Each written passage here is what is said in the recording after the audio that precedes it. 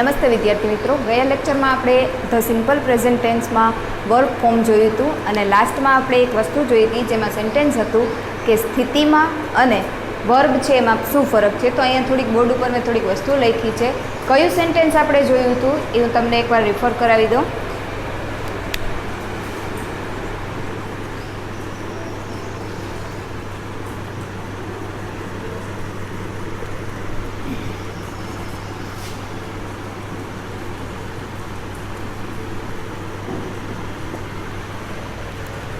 બરાબર, આ પ્રકારના બે સેન્ટેન્સ મેં તમને લખાવ્યા હતા અને એ સેન્ટેન્સમાં આપણે કીધું હતું કે આ સેન્ટેન્સ છે એ આપણે માત્ર ને માત્ર સાદા વર્તમાનકાળમાં એનો ઉપયોગ કરવાનો છે, ચાલુ વર્તમાનકાળમાં એનો ઉપયોગ કરવાનો નથી. એટલે સાદા વર્તમાનકાળમાં જો તમે આ વાક્ય લખો તો આ વાક્ય કેવું બનશે? સાચું બનશે. પણ જ્યારે તમે ચાલુ વર્તમાનકાળમાં આ રીતે લખશો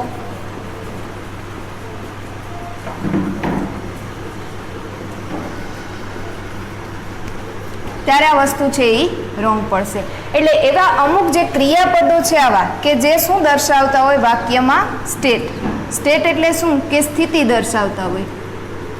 બરાબર, અહીંયા શું કીધું છે? ક્રિયા દર્શાવી નથી. આઈ વોન્ટ એન આઈસ્ક્રીમ એટલે શું કીધું છે? કે મારે આઈસ્ક્રીમ જોઈએ છે. તો એ શું છે? સ્થિતિ છે, એ ક્રિયા નથી. એટલે આવા જે સેન્ટેન્સ હોય, આવા જે વર્બ ફોર્મ હોય એની સાથે તમે ક્યારેય આઈએનજીનો ઉપયોગ કરી શકો નહીં. તો આ વોન્ટ, નો એના જેવા જે વર્બ ફોર્મ છે કે જે માત્ર ને માત્ર તમારે સાદા વર્તમાનકાળમાં જ વાપરવાના છે, ચાલુ વર્તમાનકાળમાં વાપરવાના નથી, જે મેં થોડા તમને બોર્ડ ઉપર લખેલા છે અને એના આપણે પાર્ટ પાડી દીધા છે જેના લીધે તમને એ શબ્દ છે એ વધારે પ્રમાણમાં યાદ રહે. જેમ કે પેલું છે સેન્સ. તો સેન્સ એટલે શું? કે આપણે જે વસ્તુ છે એને અનુભવી શકીએ. તો એમાં સી એટલે જોવું, હિયર, સ્મેલ, ટેસ્ટ અને ફીલ. હવે અહીંયા તમે જોઈ શકો છો કે એક શબ્દ છે ટેસ્ટ. તો આ ટેસ્ટ શબ્દ છે એ બે જગ્યાએ આવે છે. ક્યાં ક્યાં આવે છે? તો કે ટેસ્ટ એટલે તમે સ્વાદ પણ કહી શકો. સ્વાદ છે એનો અનુભવ એટલે એ સેન્સમાં આવી જાય. બરાબર. અને એક ટેસ્ટ કયું આવે? TEST. ટેસ્ટ એટલે પરીક્ષા. હવે બેનું પ્રોનાઉન્સિએશન કઈ રીતે કરવું? તો આ ટેસ્ટ છે એને તમે આમ સિમ્પલ રીતે લખી શકો ટેસ્ટ, જ્યારે આ ટેસ્ટ છે એને તમે આ રીતે લખી શકો ટેસ્ટ. બરાબર. તો એ બેમાં બોલવામાં અને બેના સ્પેલિંગમાં ડિફરન્ટ છે. ભલે પ્રોનાઉન્સિએશન સેમ થતું હોય પણ એ બેનો સ્પેલિંગ પણ અલગ છે અને બેનો અર્થ પણ અલગ થાય છે. પછી બીજું છે wants and likes. Like, dislike, love, hate, prefer, need, want, wish. હવે આમાંથી આપણે એક એક્ઝામ્પલ લઈએ તો એક્ઝામ્પલ દ્વારા તમે કહી શકશો, કારણ કે ઘણીવાર એવી સ્થિતિ બનતી હોય કે તમે જ્યારે બોલો છો ત્યારે એ વસ્તુ બોલો છો પણ ગ્રામેટિકલી એ વસ્તુ છે એ તમે ભૂલ કરો છો. જેમ કે અહીંથી આપણે એક શબ્દ લઈએ લવ. બરાબર. તો એને લગતું એક વાક્ય લઈએ.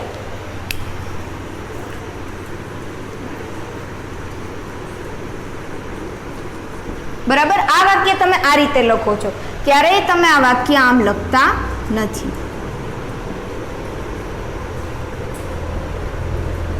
પણ ઘણીવાર બને છે શું કે આપણે ઘણીવાર આવું બોલતા હોય.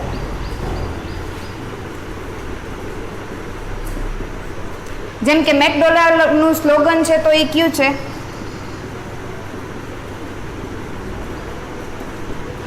આ રીતનું મેકડોનાલ્ડનું સ્લોગન છે. તો આપણે તો એમ કીધું કે ક્યારે આવા જે વર્બ ફોર્મ હોય અહીં લખેલા છે એ વર્બ ફોર્મમાંથી કોઈ પણ વર્બ ફોર્મ છે એમાં આઈએનજી ફોર્મ વપરાતું નથી.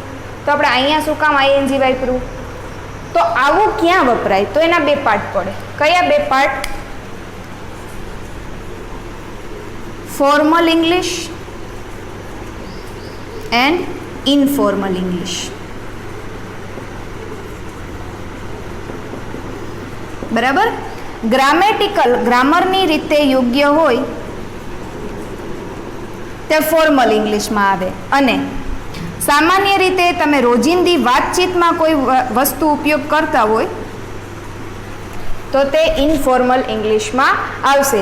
એટલે અહીંયા આપણે જે લખ્યું છે એને તમે સદંતર ખોટું ન કહી શકો, પણ જ્યારે પણ તમે ગ્રામરની રીતમાં વાપરો ત્યારે આ બધા જે વર્બ ફોર્મ છે એની સાથે તમે આઈએનજી ફોર્મ વાપરી શકો નહીં, કારણ કે એનો સમાવેશ ક્યાં થાય છે? Formal English. ઇનફોર્મલ ઇંગ્લિશમાં તમે રોજિંદી વાતચીતમાં આ શબ્દ છે આઈ એમ લવિંગ ઇટ તો એ વાપરી શકો છો, પણ ફોર્મલ ઇંગ્લિશમાં વાપરી શકશો નહીં.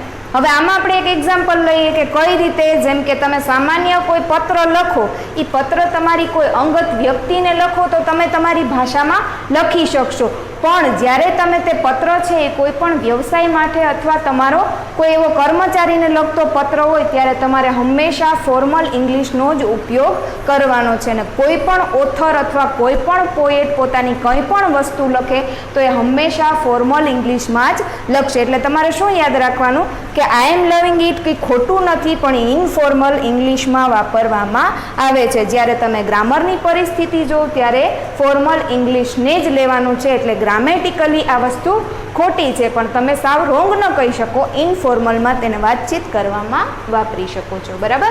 હવે એના પછી શું છે? ઓપિનિયન એન્ડ થોટ, જેમાં કઈ કઈ વસ્તુ? Think, remember, forget, believe, imagine, know. બરાબર.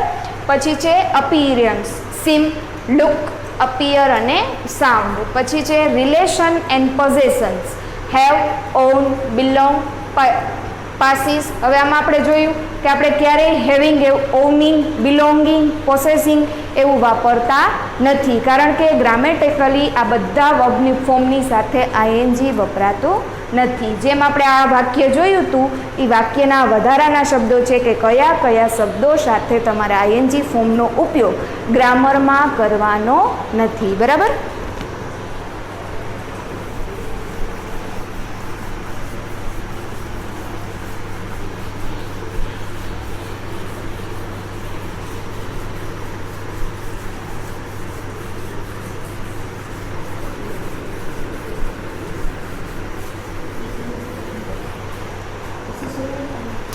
હવે આપણે બે વસ્તુ જોઈ હતી. કઈ કઈ બે વસ્તુ? કે તમારે વર્બ ફોર્મ કયું વાપરવું અને આ ટેન્સ છે એનો ઉપયોગ ક્યાં થાય. હવે એના સિવાયની પણ ઘણી બધી વસ્તુઓ છે જેમાં આપણે સાદા વર્તમાન કાળનો ઉપયોગ કરીએ છીએ. તો એમાં ત્રીજી વસ્તુ આવે છે. એ ત્રીજી વસ્તુ કઈ આપણે જોઈએ?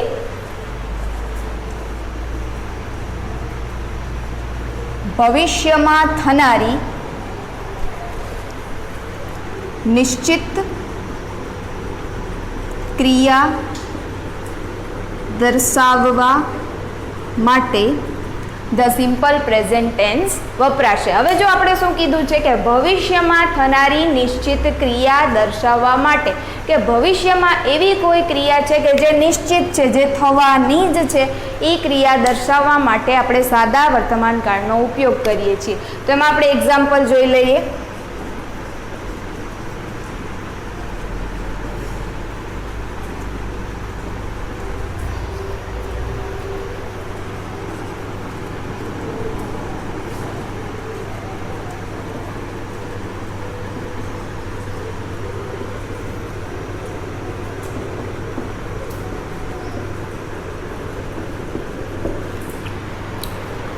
વાક્ય વાંચો, વાક્ય રીડ કરીએ આપણે. The prime minister arrive from New York tomorrow. તો પહેલાં તો આપણે વાક્યમાં ભૂલ શોધવાની છે કે વાક્યમાં કઈ ભૂલ છે. જોવું જોઈએ વાક્યમાં કઈ ભૂલ છે. The prime minister arrive from New York. શું ભૂલ છે? શું આવે અહીંયા? અરાઇવ્સ આવે. શું કામ? કારણ કે અહીં તો પ્રાઇમ મિનિસ્ટર છે એનો સમાવેશ ક્યાં થાય છે?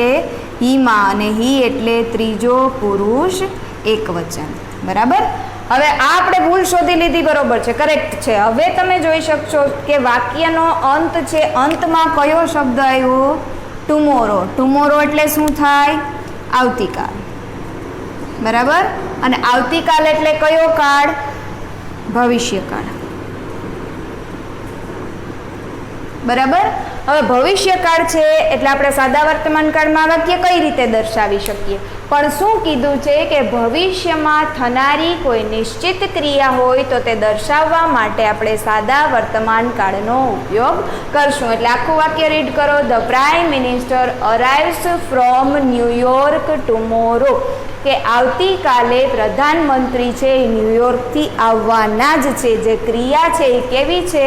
નિશ્ચિત છે. એટલે આવી નિશ્ચિત ક્રિયા છે જે ભવિષ્યમાં થવાની છે એ દર્શાવવા માટે પણ તમે સિમ્પલ પ્રેઝન્ટ ટેન્સનો ઉપયોગ કરી શકીએ. હજી આપણે એક એક્ઝામ્પલ જોઈ લઈએ.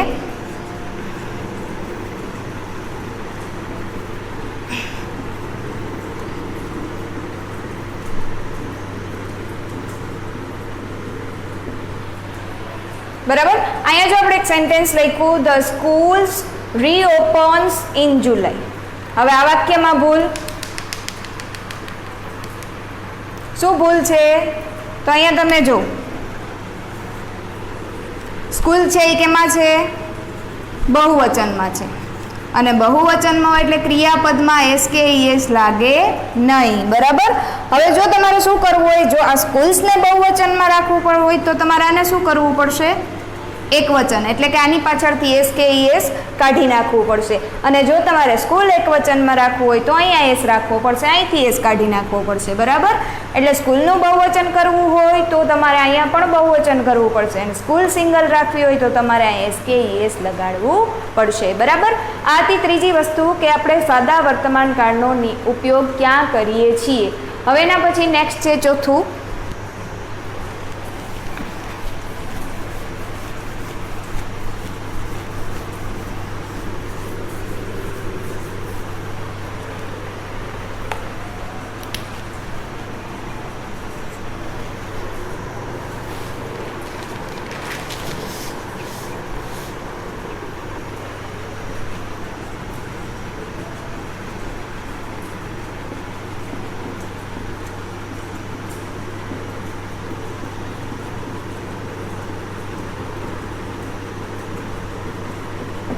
શું કીધું છે કે ભૂતકાળની ક્રિયાને આબેહૂબ દર્શાવવા માટે, એટલે કે ભૂતકાળમાં કોઈ ક્રિયા બની ગઈ છે અને એ ક્રિયાને તમારે દર્શાવવી હોય તો પણ તમે સિમ્પલ પ્રેઝન્ટ ટેન્સનો ઉપયોગ કરી શકશો.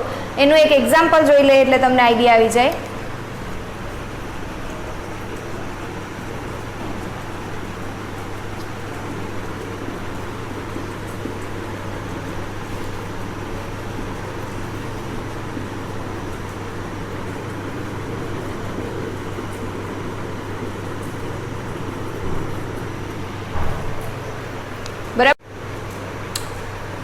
શું કીધું છે કે ભૂતકાળની ક્રિયાને આબેહૂબ દર્શાવવા માટે આપણે અહીં શું એક સેન્ટેન્સ લખ્યું, lord Ram take bow and kill Ravan. તો પહેલાં તો આપણે આમાં મિસ્ટેક શોધવાની છે કે મિસ્ટેક ક્યાં છે, બરાબર.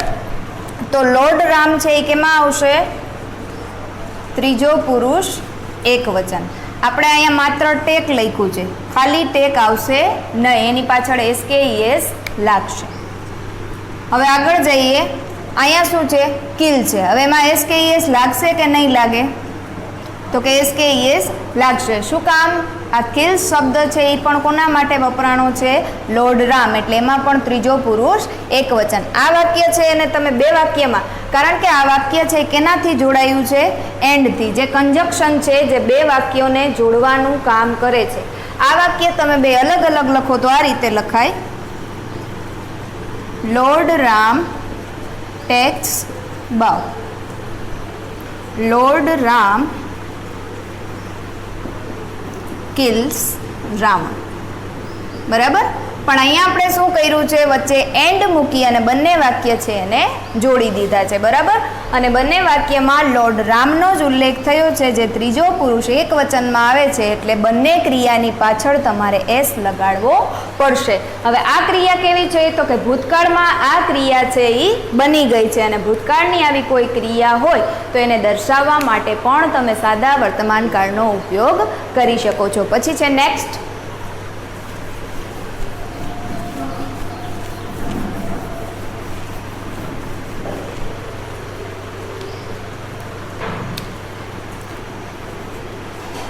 Live commentary.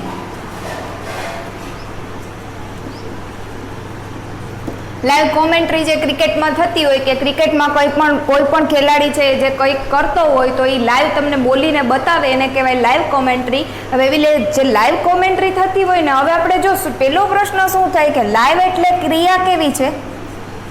ચાલુ છે. તો ચાલુ ક્રિયા હોય, આપણે જ્યારે બોલતા હોય ને કોઈ ક્રિયા ચાલુ હોય તો એનો સમાવેશ કયા ટેન્સમાં થાય? ચાલુ વર્તમાન કાળ. પણ લાઈવ કોમેન્ટ્રીમાં તમે ક્યારેય જોશો તો ક્યારેય એ લોકો એમ નહીં બોલે કે જાડેજા ઇઝ ટેકિંગ અ બોલ, પણ એ શું બોલશે? Jadeja runs after the ball and catches it and throws towards Dhoni. બરાબર. હવે અહીંયા તમે જોઈ શકો છો કે એક જ સેન્ટેન્સમાં 3 સેન્ટેન્સ જોડાણા. કયું? Jadeja runs after the ball, Jadeja કેચીસ it, it એટલે બોલ, જાડેજા થ્રોસ. ત્રીજું વાક્ય લખીએ એટલે આપણે અહીંયા વચ્ચે એક વર્ડ એડ કરવો પડે. ત્રણેય વાક્યને આપણે અલગ કરી લઈએ. Jadeja runs after the ball, Jadeja કેચીસ ઈટ આપણે કોના માટે વાપરો છે? ધ બોલ માટે, એટલે તમે ધ બોલ પણ લખી શકો અને ઈટ પણ લખી શકો. અને ત્રીજું સેન્ટેન્સ કયું છે?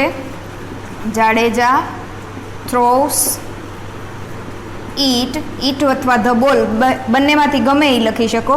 જાડેજા થ્રોસ ઈટ ટુવર્ડ્સ ધોની.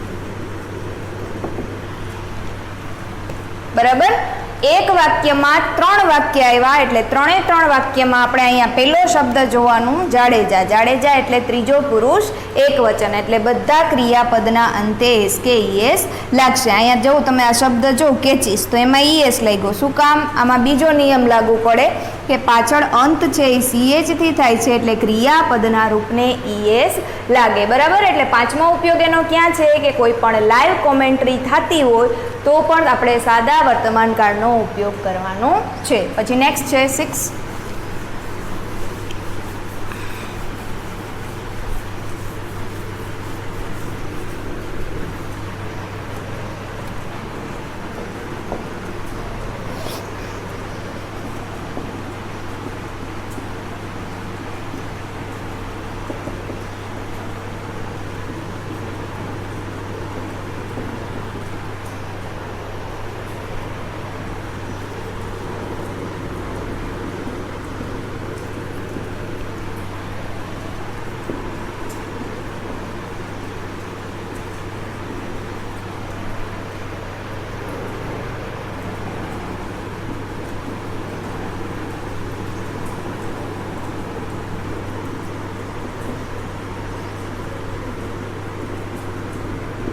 બરાબર.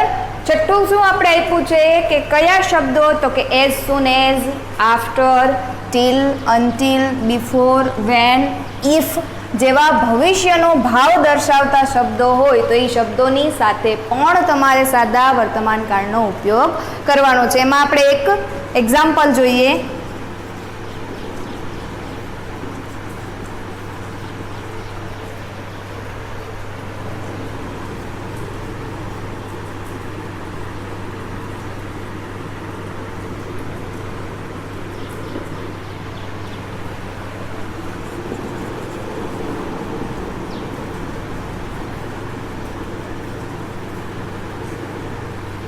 બરાબર.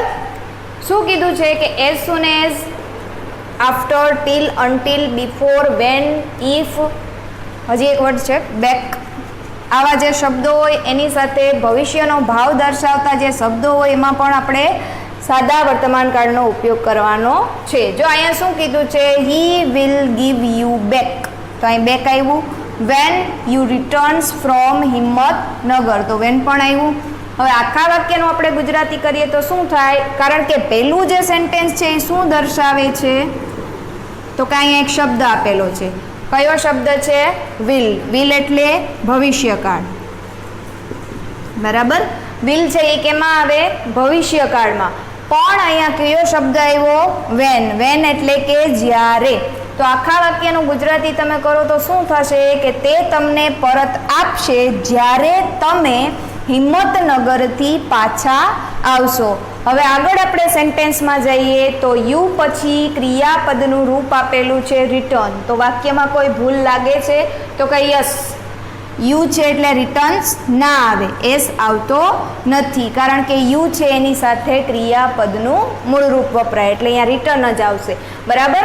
એટલે આ રીતે કોઈ વાક્ય હોય અને એવા વાક્યમાં ઉપર આપેલા શબ્દોમાંથી કોઈ વપરાયું હોય અને એ વાક્ય છે એ ભવિષ્યનો ભાવ દર્શાવતા હોય તો પણ તમારે સાદા વર્તમાન કાળનો ઉપયોગ કરવાનો છે.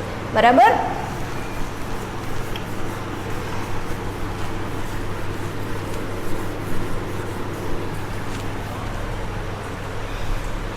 એના પછી નેક્સ્ટ છે 7 નંબર.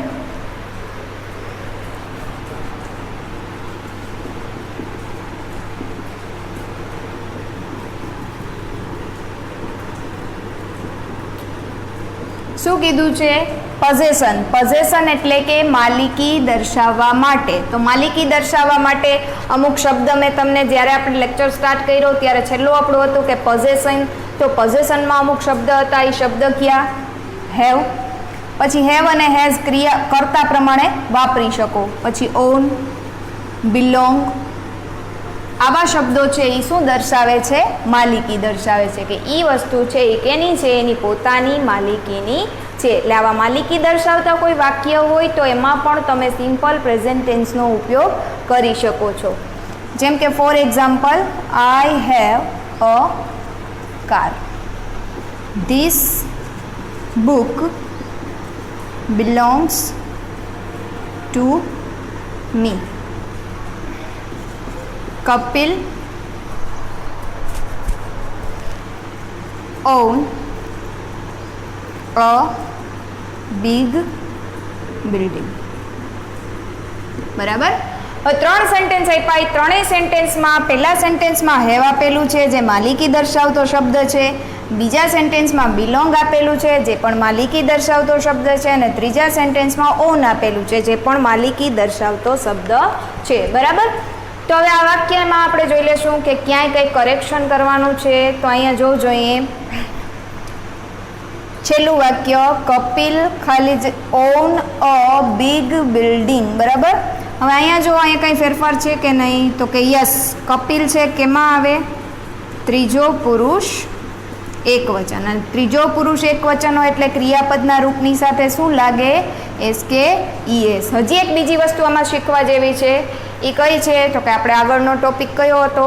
આર્ટિકલ. આર્ટિકલમાં શું શીખ્યા કે કોઈ પણ નામ છે એની આગળ એનો વિશેષતા દર્શાવતો કોઈ શબ્દ હોય તો આર્ટિકલનો ઉપયોગ કરવાનો થાય. એટલે અહીં બિલ્ડિંગની આગળ એક શબ્દ છે. કયો શબ્દ છે? બિગ. જે શું સૂચવે છે? બિલ્ડિંગની વિશેષતા. કે બિલ્ડિંગ તો છે પણ કેવી છે? મોટી છે. એટલે આ બિગ શબ્દ છે એનો સમાવેશ કેમાં થાય? વિશેષણમાં. એટલે જ્યારે પણ કોઈ નામની આગળ એનો વિશેષતા દર્શાવતો શબ્દ હોય તો આર્ટિકલ એ આવે. બરાબર. એટલે એક સેન્ટેન્સમાં તમે જો પ્રોપર જોવો તો તમને ઘણું બધું શીખવા મળે. હવે આ વિશેષણ છે એ તો ગુજરાતી વર્ડ છે. ગુજરાતી નહીં, એને ઇંગ્લિશમાં આપણે શું કહી શકીએ? હવે આ શબ્દ લખ્યો એને આપણે પ્રોનાઉન્સ કઈ રીતે કરશું? એડજેક્ટિવ.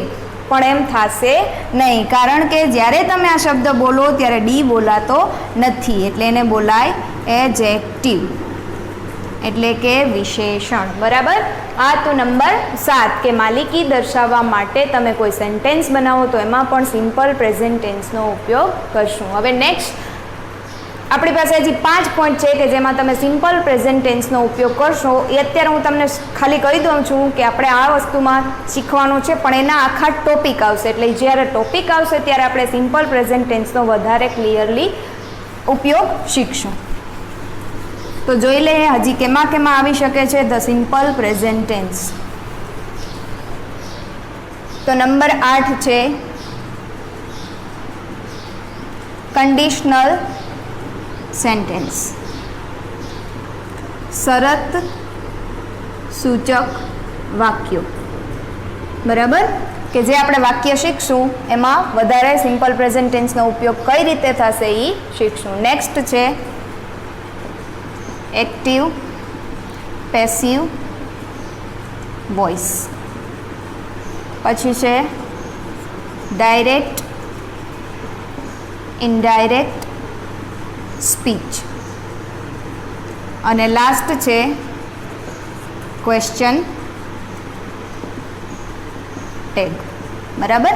આટલી જગ્યાએ સાદા વર્તમાન કાળનો ઉપયોગ થશે. સૌપ્રથમ શું શીખ આપણે? કોઈ પણ ક્રિયા હોય, કોઈ ટેવ હોય, કોઈ સનાતન સત્ય હોય, કોઈ સિદ્ધાંત હોય તો એની સાથે તમારે આ ટેન્સનો ઉપયોગ કરવાનો.